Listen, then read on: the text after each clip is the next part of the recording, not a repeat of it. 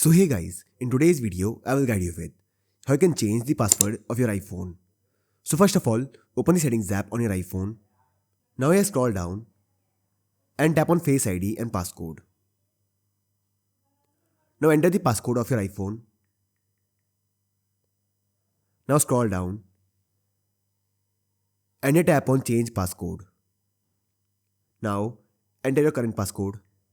Now you can enter the new passcode. If you want more options, then tap on Passcode Options. And here you will see these options: 4 digit, 6 digit, custom and custom alphanumeric. So let's select 4 digit. Now let's set the new passcode. Now here tap on Use Anyway. Verify the passcode. Tap on Done. And the passcode is now changed. So this way I can change the password on your iPhone. So I hope you find this video useful. And if you do, then don't forget to like this video and subscribe our channel.